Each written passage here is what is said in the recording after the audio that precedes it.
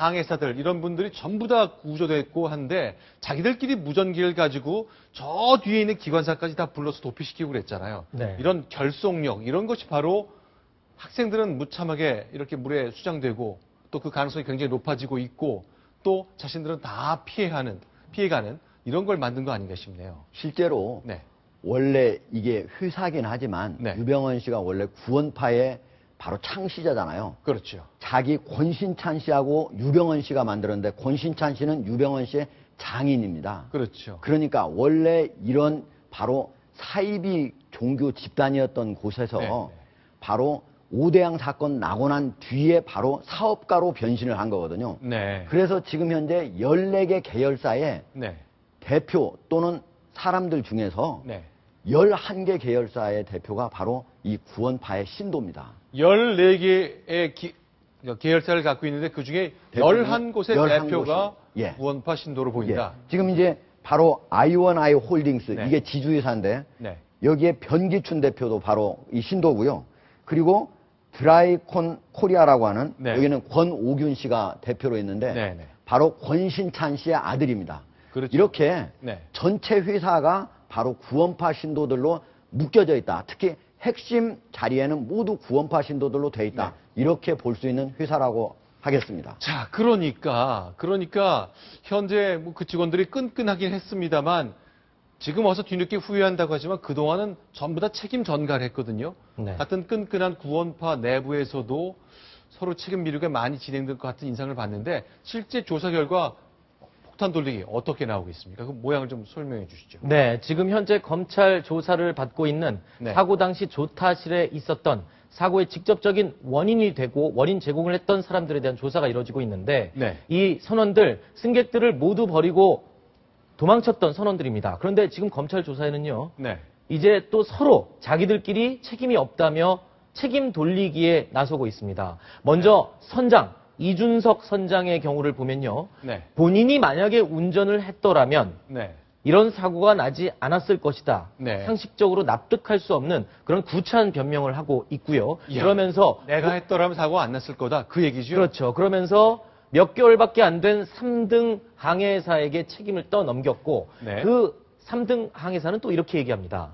선장이 오랜 시간 동안 조타실을 비웠다. 네. 나는 교과서와 실무에서 배운 대로 지시를 내렸을 뿐이다. 자기는 잘못이 없다라고 하면서 네. 조타를 했던 조타수에게 또 책임을 떠넘깁니다. 그런데 조타수는 또 아니 무슨 소리입니까? 또 다른 말을 제대로 하죠. 했는데 뱃머리가 돌아가지 않았어. 결국 기계 탓을 하는 거죠. 네. 그러면서 서로 책임을 떠넘기고 결국에 네. 마지막으로는 네. 조타를 제대로 했지만 기계가 말을 듣지 않았다.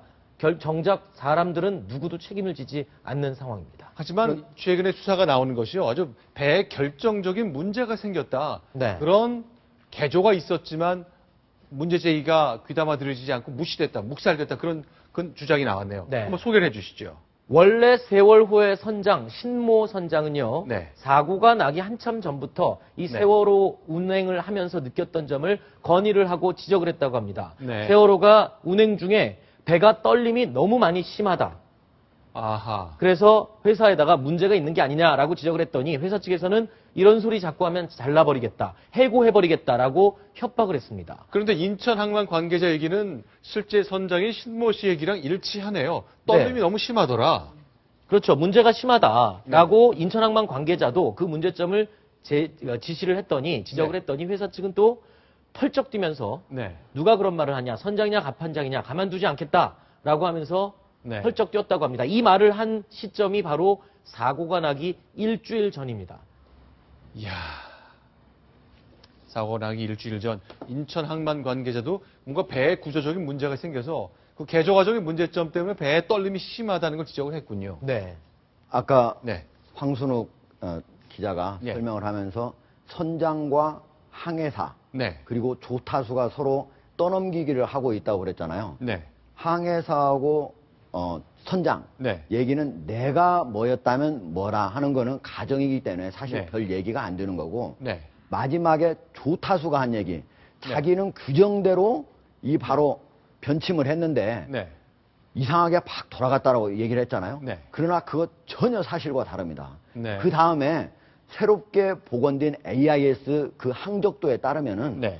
바로 사고가 나기 직전인 네. 48분 37초입니다. 이때. 네네. 이때부터 52분, 네. 약 3, 4분 사이에 네. 무려 150도가 돌아갑니다. 전체가. 네네. 그리고 이 도수가 어느 정도 빠르게 돌아가냐 중간에는 네. 19초에 42도가 돌아간 적도 있습니다. 아. 그러니까 배가 그렇게 146m나 되는 배, 네. 그리고 22m 너비를 가진 그 큰 배가 1초에 2도씩 돈다. 이거는 엄청나게 완전히 거의 전타라고 하는 거는 이 네. 돌릴 수 있는 만큼 다 돌린 걸 얘기하거든요. 그렇죠. 네. 거의 거기까지 돌렸을 때만 돌아갈 수 있는 그런 거다. 네. 그렇기 때문에 저 얘기는 완전히 네. 국민을 속이는 얘기다. 이렇게 얘기 드릴 수밖에 없습니다. 네, 지금 배가 급격하게 기울고 돌았다라는 부분, 네. 조금 전에 말씀드렸던 세월호의 원래 선장, 신선장이 네. 이미 경고를 했던 부분인데요. 네. 이 세월호는요, 20년 된 배입니다. 그런데 네.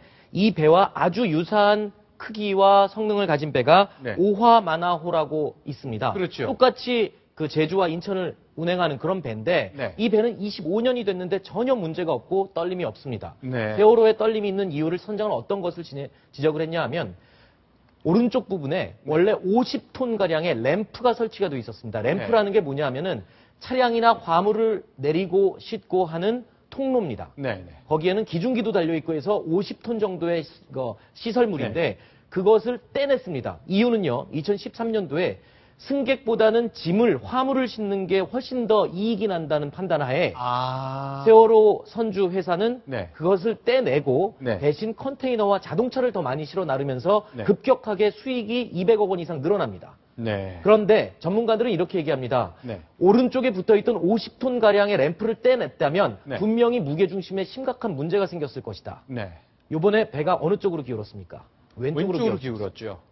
오른쪽에 있던 50톤의 램프를 떼놨으면 분명히 배는 왼쪽으로 기울을 수밖에 없다는 게 전문가들의 지적이고 네. 조타수가 배가 갑자기 기울었다. 조금만 조타를 했는데도 기울었다. 충분히 연관성이 있는 신빙성이 있는 선장 신모 씨의 증언이자 내용이라고 생각을 합니다. 네. 자, 이 창업자도 그렇고 실제 경영하는 분들도 그렇고 구원파라는 2단으로 평가된 단체와 그 긴밀하게 연결되어 있고 그래서 그런지 항해하신 분들도 자기들끼리 똘똘 뭉쳤다가 또 서로 책임을 미루다가 다양한 일들이 천태 만상이 벌어지고 있습니다. 경찰과 검찰의 수사를 통해서 낱낱이 밝혀지될 대목이라고 생각합니다.